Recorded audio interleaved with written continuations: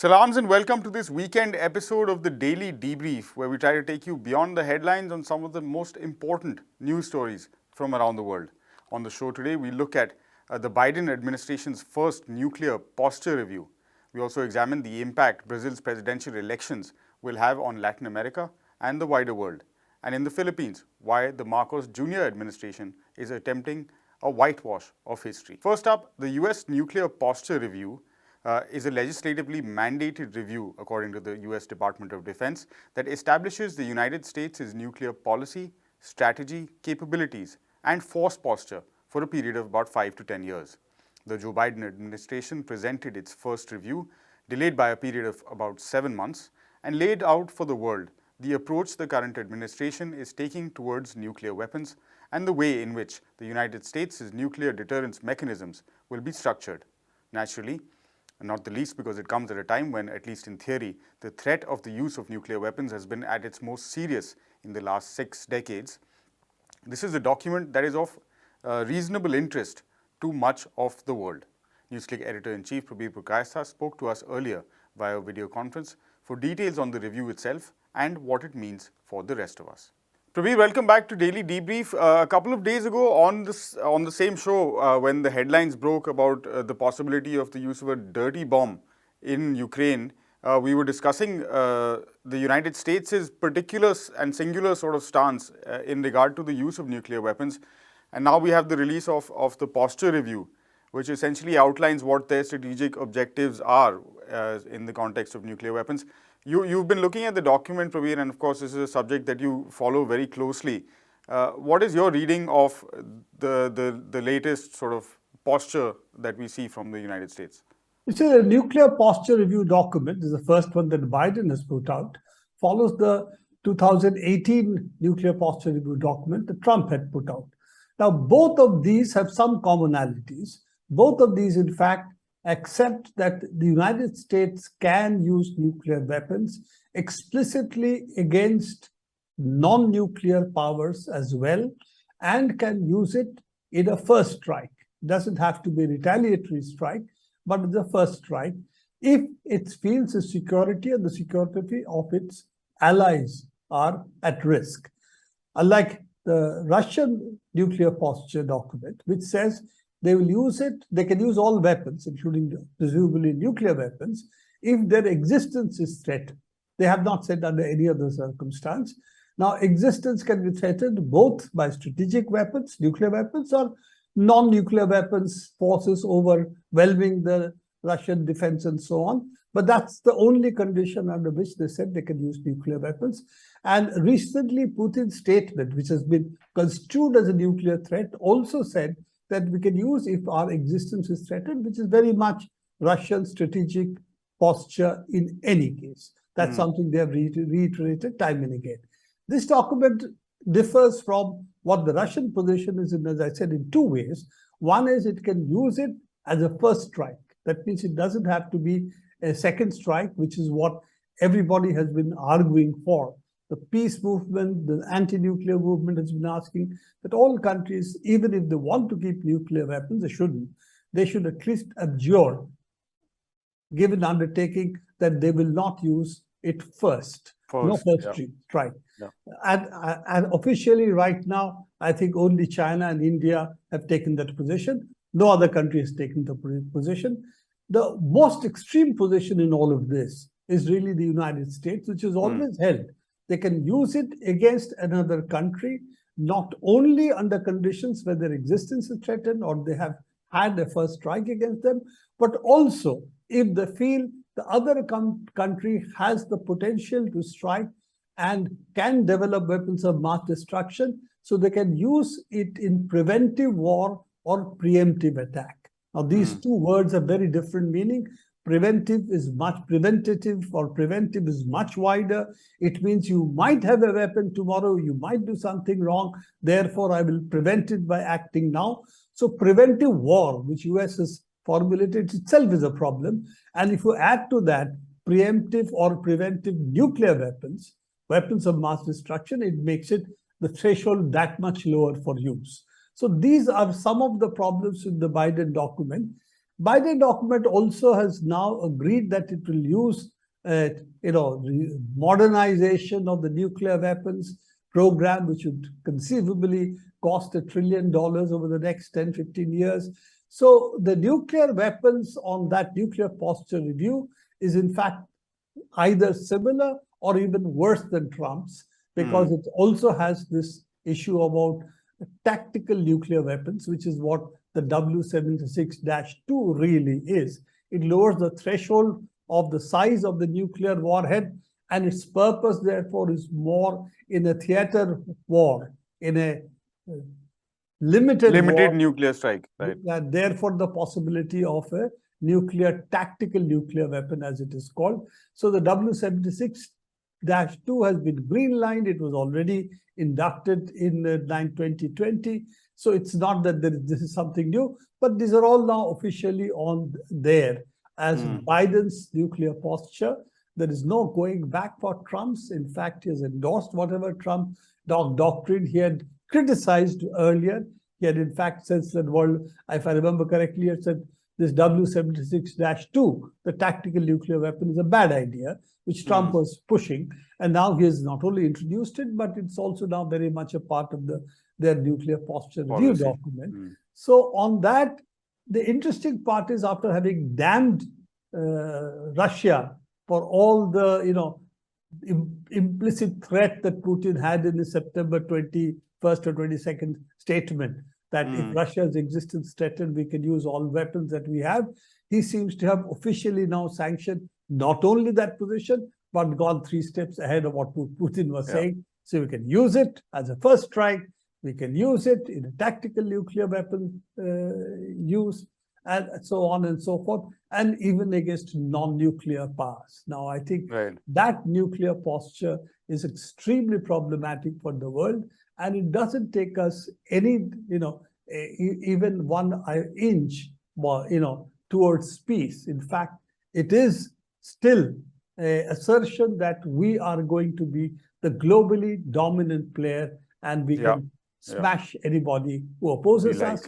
And of course, immediate issue is Russia, but as we know, not too far behind is China and any other power that decides to contest the United States hegemony. That seems to be the message we get from this nuclear posture review document. And also not leaving out high sort of population civilian centers. So that exactly, Prabir, nothing other than an extremely, extremely aggressive document. Looking sort of, this also comes at a time when, since the Cuban Missile Crisis, the world is, at least in that sense, the closest it's ever been to this kind of conversation of the use of nuclear weapons. How is it being received in the wider world? What has been the response to the publishing of the document? Well, I think, you see, the problem that we have is we have post the Cuban war, Cuban limited tensions, which could have spiraled into a war, the Cuban Missile Crisis, we seem to have normalized living with nuclear weapons.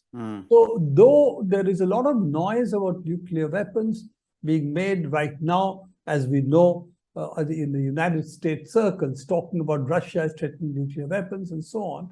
But honestly speaking, the people today seem to believe that nuclear weapons will not be used, and therefore it's all noise, but really not going to be any different. The problem is that any one mistake, and during the Cuban Missile Crisis, we know of 3 possible locations when we almost had a nuclear exchange. Given that, and the fact that human beings are fallible, and so are, in fact, computer systems. So given that, there is always the possibility, by either mistake or by technology error, so to say, you can have a nuclear exchange takes place without meaning to. Now, if the communications between the both sides, the NATO as well as the Russian side, had taken or been kept open, as it was done during the Cuban Missile Crisis, we now know that the White House and the Kremlin were in regular contact with each other during that period. So there was a continuous, at least, channel of communication which is open. In this particular case, it seems that the only discussion taking place is through news organizations and statements. But both the Russians and the Americans, and I'm going to leave it at that, whose fault again gets us into a blind alley. But the point is, there is no communication taking place. Now, Russia would claim that before the war really broke out, they made enough attempts to talk to NATO and the United States, and they were rebuffed. And that's, if that is so, then they had no other recourse except to go to war, because Ukraine was planning to attack the Donbas region, and therefore they had to defend it. Now, I don't want to get into that issue, but the point remains that the communication is not open. You know, you talk to your enemies. You don't need to talk to your friends. But when you are enemies, when you are at a point at which you can annihilate each other, then the reason to talk is so much more so. So diplomacy is used against people you don't like. Diplomacy is not for people you are already friends with. For that, that's a different issue. So I think this is the danger that is coming out, is really that the communication channels are not open, and we don't seem to be discussing how to end the Ukraine war, instead of which we are discussing how can Russia be defeated or not. Now that seems to be the discussion, at least in the Western strategic circles. And that's a very dangerous path to take. All right, thanks very much, Prabir, for that. But we'll ask you to hang on for just a minute, because we're talking about Brazil next, and of course the presidential election there. And so we'll come back to you to try and understand what a potential victory for Lula, what kind of impact it will have on the region and the rest of the world. On the 30th of October, that's this Sunday, Brazilians will go to the polls again to choose their next president. The two candidates, former President Lula da Silva and incumbent Jair Bolsonaro, have very different visions of what Brazil should be and have run very different campaigns as well. The second round of the election, or the runoff, is a closely fought affair, though Lula, backed by Brazil's significant working class, has maintained a lead over his rivals all through the campaign period. The past month has been volatile and rife with the use of fake news and disinformation against the leftist former president and his campaign. Prabir, thanks for staying with us. That vital election, I think, from many perspectives, climate activists, for example, calling it an election that the fate of the Amazon rainforest depends on. But it's vital from multiple angles. For someone who looks at international relations and diplomacy quite closely, and of course Latin America as well, how important or what kind of impact would a Lula win have on how Brazil interacts with the rest of the world? I think that's a very important question that you've asked, because Lula has an importance way beyond only Latin America, way beyond only Brazil. After all, he was one of the founders of IPSA and the BRICS. So therefore, his initiative coming back to Brazil's helm would mean a lot to the rest of the world. How the BRICS take shape, particularly in the context of the kind of sanctions regime that the US has imposed on both on Russia and with the chip wars, as we call it, also on China. But this is not going to be an easy era. And countries like India and Brazil would play what I would call the crucial middle role of how the world will tilt, whether economically it will then decide, no, the sanctions are not okay, we should maintain an independence out of the US and West European hegemony, or they will not. That's a question of how they will deal with trade and finances. And this, I think, will be very important for Brazil to return to a certain path that they were in before Lula, I mean, not Lula, but Lula's successor finally lost the presidency, and then finally Bolsonaro coming into power. On the other hand, it is also true that even Bolsonaro hasn't rocked the boat of the BRICS so hard. He hasn't really taken stand with the United States, even on the issue of China or the US sanctions on Russia. So given that, the issue is really that the effect will be much more on Latin America than rest of the world. Yes, of course, climate is an issue, but let's face it, with the Ukraine war, all bets are off on the climate, because the European Union is burning coal. The US has now decided to also give some incentive for coal. So we are really, we'll have to see how the climate issue shapes up. But at the moment, the issue of essentially Latin America, where there are left governments or left presidents in power. Bolsonaro losing will be good because I think it sort of cements the continent towards a more independent role from the United States again, which, given the US hegemony over Latin America particularly, will be important for all of us, including, of course, Latin America. Very touch and go elections. We really have to see. The difference seems to be 4 to 6%. Anything within the margin of error in elections, as we know. So we have to keep our fingers crossed and hope Bolsonaro, who's proved himself to be much more right-wing as a president than we would have thought, that hopefully that he will leave in peace and not go down in flames as he's been threatening, even if he does lose the elections, because that's been what he's been also saying. He doesn't believe that he will lose the elections. Therefore, if he loses, like Trump, he may say this election victory of Lula's is a fraud. I don't accept it. And then what the military will do will be the crucial issue in Brazil. Right. Thanks very much for that, Prabir, and for your time today. And we end the show today with the Philippines, where the administration of Ferdinand Marcos Jr. is facing strong allegations of whitewashing martial law era abuses that occurred while his father was in charge of the country. In a House resolution filed on the 26th of October, the left-wing progressive Makabayan bloc have called for a probe into possible whitewashing in school textbooks. For more on this attempt at historical revisionism, we spoke to People's Dispatch's Anish. Anish, the Marcos Jr. and Duterte Jr. Regime, we've talked about several times on this show and on elsewhere on People's Dispatch, is in many ways a continuation of the legacy of previous regimes in the Philippines led by their respective families. And a step in that direction, perhaps this revisionism, whitewashing that we are seeing in textbooks in the Philippines now? Yes, in some ways or the other. Obviously, calls for revisionism, especially concerning the Ferdinand Marcos era dictatorship, has been there always. We have to remember that even after the EDSA People's Power Revolution, there was still attempts to rehabilitate the Marcos family, and obviously it has been successful, as we can see. Like one of them is now the president. But there are other factors that are coming into play right now. Recently, there was this textbook module that was published by a student, a high school student in the Marinduque province, which is in central Philippines, and it talked about certain aspects of the martial law period. Especially the reference of Bagong Lipunan, which is the new age or the new society that is often used as a reference to the martial law period by the revisionists. Now, this is a very problematic term, and the usage is also quite problematic because it specifically refers to the period between 71 and 82 when the martial law was in place.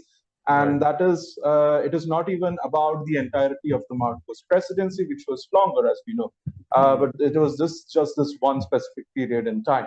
And you have references being made in the module which talks about how the media, newspapers dawned on new forms. That is like the quote: news on economic progress, discipline, culture, tourism, and like were favored more than sensationalized reporting about crimes and robberies and stuff like that. Now, this is a very problematic thing because, as we know, the martial law period, even by their own standards, was marked by severe repression of the media and press freedoms. And when you talk about how the media prioritize certain very positive news over news about crimes and other factors that may or may not affect public life is quite a problematic thing, especially when you're teaching this as part of a literature model, not even a history model. So it is sort of like an attempt, it is seen as, at least, as an attempt to normalize this revisionism, which we have seen multiple times in the past. Right. It is, of course, something that we have seen in other parts of the world as well. When regimes come into power with a different ideology and such. There is, of course, opposition to this revisionism within the Philippines. What is the opposition saying? Well, like to talk about the opposition in the Philippines is always a fraught thing because as we know, the real opposition bloc is not really much present in the parliament. We have a very small leftist bloc, which is called Makabayan, who are calling for an investigation, a probe into the matter, because obviously the student who posted this, who posted it from her textbook, is from a state college, a state-run college. And so, if a government institution is talking about it, it's a severe problem. So obviously, calls for investigation, at least a congressional investigation, is being proposed. We do not know how it will go because obviously the Department of Education, run by the Vice President Sara Duterte, is not keen on, in fact, categorically denies that there is any kind of rebranding of history. But and in some ways it might be right if you're talking about history textbooks, considering the fact that the allegations right now stand on literature textbooks. It is a bigger problem. There is also the fact that the revision actually did not happen under this administration. It happened in the previous administration under Rodrigo Duterte. And there were, in fact, panic buying of several textbooks that happened earlier this month when talks about revisionism was quite well present in the media. So we are looking at a bigger problem, obviously, and this is going to especially affect students. And as we are talking about, this module comes from students as we have in in India as well, where you have students have passed the 10th grade or the 10th standard, go into a specific stream. So this is for the humanities and social sciences stream. So obviously, these are the students who are eventually going to be in social science academia if they pursue higher education. So obviously, also in fields like the media and journalism. Exactly. Media journalism, who will be historians, who will be academics, talking about current politics and society. So if you're going to talk about how revisionism is going to affect, it is definitely going to have a long-term problem if these are the kind of students who are being indoctrinated in the longer term. We have also seen on an overall level, if you're looking at it, there are victims of the martial law period who are still trying to fight tooth and nail against any kind of revisionism. It began during the campaign of the Marcos period, the Marcos Jr. campaign during the elections period. And even in that time, you had several dismissal from and backtracking. But obviously, the fight against revisionism exists, and it is quite prevalent. And the fact that a lot of people are concerned makes it all the more concerning. Thanks very much for that story, Anish. And with that also, we are wrapping up this weekend episode of Daily Debrief. From Anish, myself, and the entire team at People's Dispatch, thank you very much for watching. We'll be back, of course, next week with updates on the election, the presidential election, the vital presidential election in Brazil, and of course, other stories as well. We invite you to go to our website, peoplesdispatch.org, and take a look at the work we do there. And don't forget to follow us on the social media platform of your choice. Have a good Sunday. Bye.